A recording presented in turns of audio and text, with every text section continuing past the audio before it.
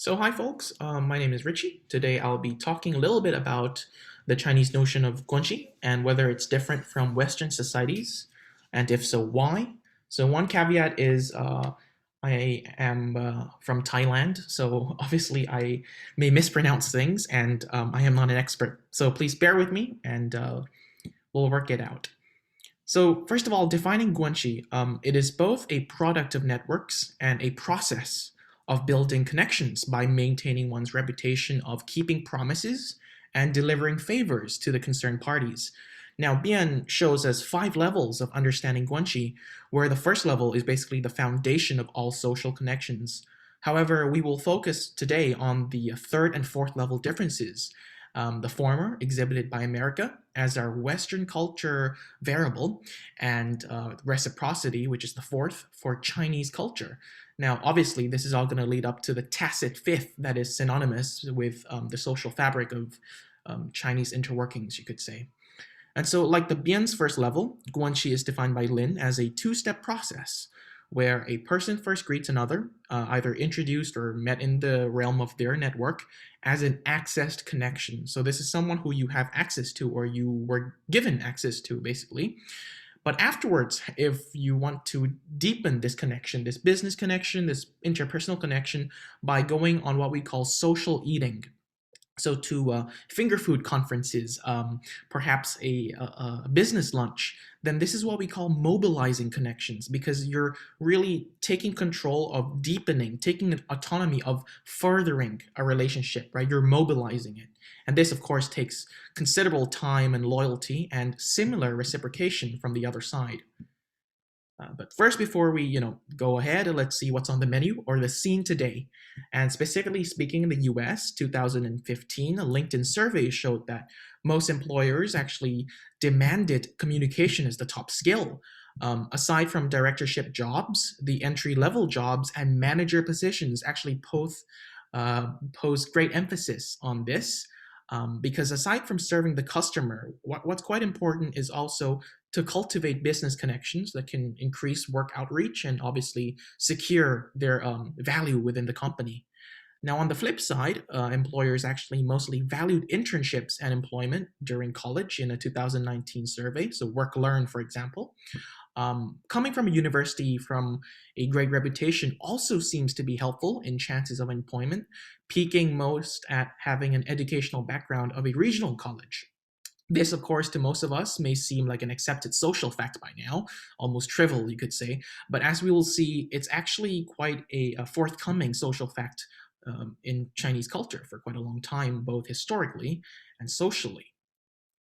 So, unlike Western societies where your wealth, capital, and lifestyle can fluctuate across your class position, Chinese society has long demonstrated how difficult this was. So, primarily, the hukou system, as mentioned in lecture, constricted people at birth of which class and thus opportunities they were born into. In Mao's era, the only time a rural person could realistically visit the urban city for a period of time was in the capacity of a labor worker or with their Dunway production unit, right? And eventually in 1978, Deng Xiaoping's government relaxed the Hoku system regulation, as evidented by how he spoke many languages and his college education. And this signified really the official entrance of Guanxi on the international political stage of modern times. And Bien and Hang actually found that jobs are channeled more strongly through strong ties. And if the eventual employee did not know someone who will hire them, then this would be bridged by intermediaries or your Guanxi network. And this is basically Guanxi in action.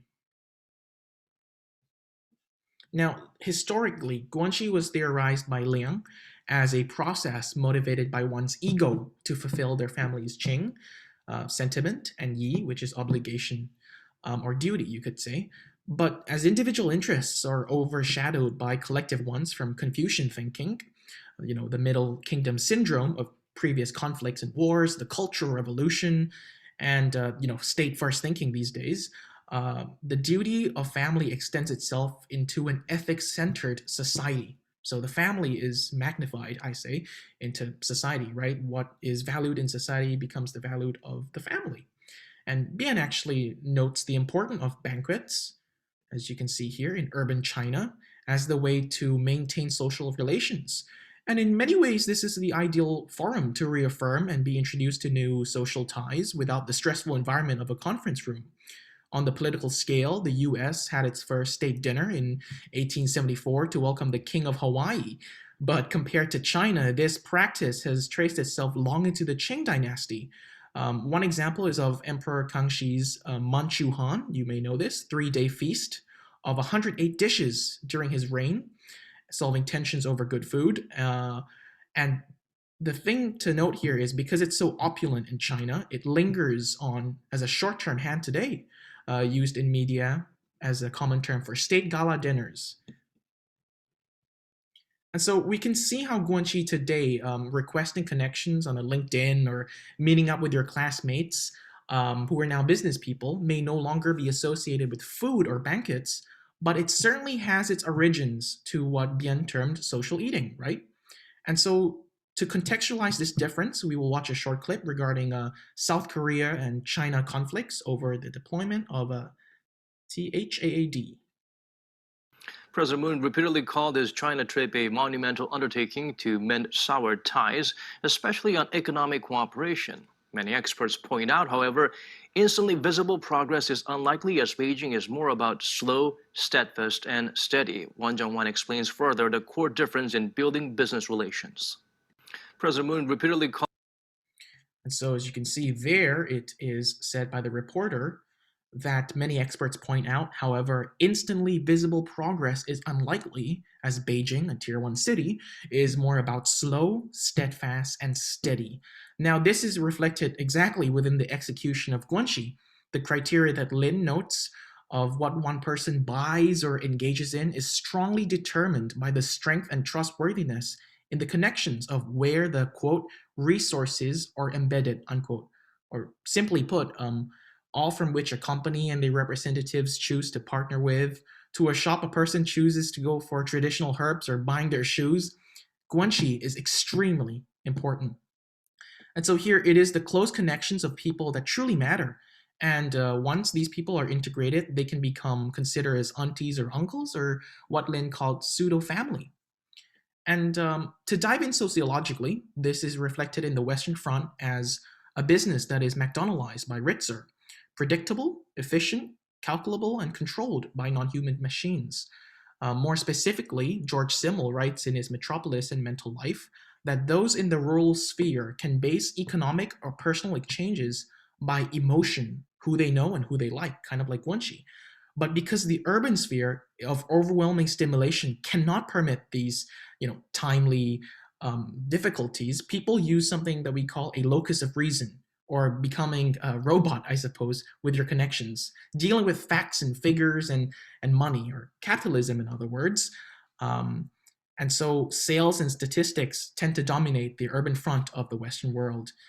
And if we were to sum it up between the difference of the US and China, it could be very well in this one word: face. And so face in this case is the respect one earns from returning a favor, or reciprocity that has been so prominent within Chinese culture, as we have seen, or the discussed Xing and Yi of their Guanxi networks. As a result, they gain support when needing social support, such as elections or job advancements or recommendations, right? Because face work is basically Guanxi capital accumulation. And so, of course, this has its consequences as well with social inequality. For example, business people in tier 1 cities, Beijing, as we have just seen, are more likely to extend out their eating partners. For example, 68% of participants met up with potential clients, relayed by their core Guanxi networks, just to have a conversation. No business, just for conversations. Almost like whether I should use this person later on or not. And in Western culture, this would be the equivalent of a pre-interview or attending one of Santa Ono's breakfast, I suppose, pre-COVID-19. However, these encounters are still happening within tier 1 cities, right? Whether it's in a cafe, a business, or in an office. And so the supposed diversity only actually saturates the power of the upper class and leaves the bottom, or the rural, unexposed.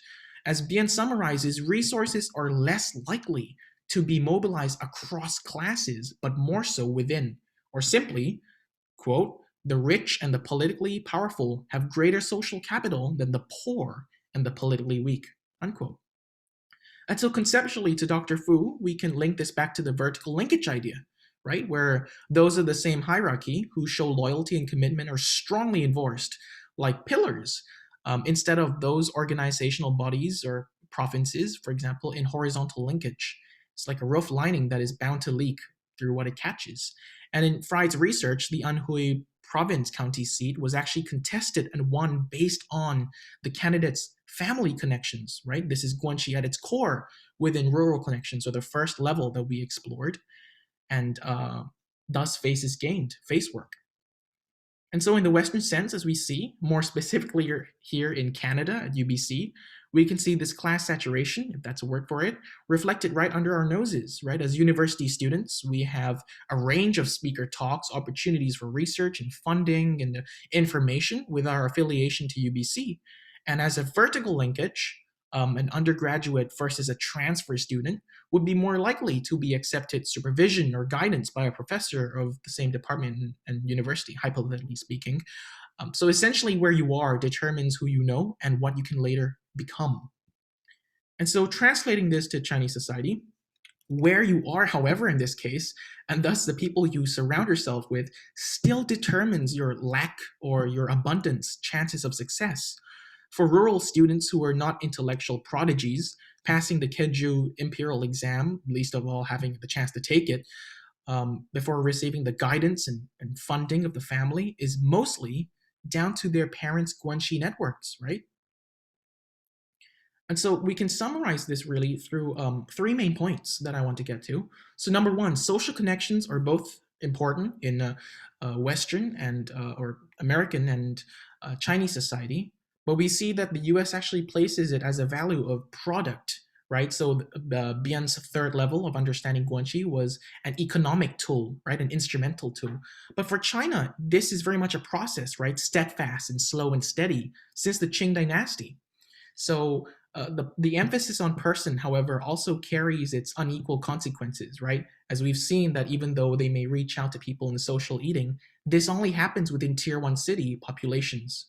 Number two, the social reach of Guanxi is different, right? We talk about horizontal linkages. The US may be perhaps more likely to go to new ties, for example, working internationally, working abroad, working in completely different fields with the merits of what you actually earned.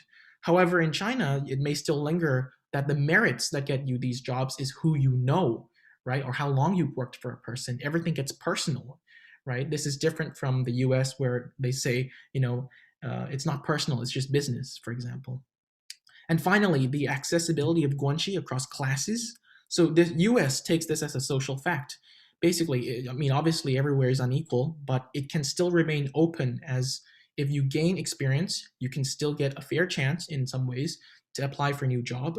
But in China, this has only recently emerged since Deng Xiaoping's relaxation in Hoku, right? And I can't imagine how much of a generational trail it leaves for the children and grandchildren of people who were denied work because of their class, because of their Hoku passport. So we can see these stark differences that linger on until today. So these are my references, and thank you very much for listening. And I hope this was quite informative.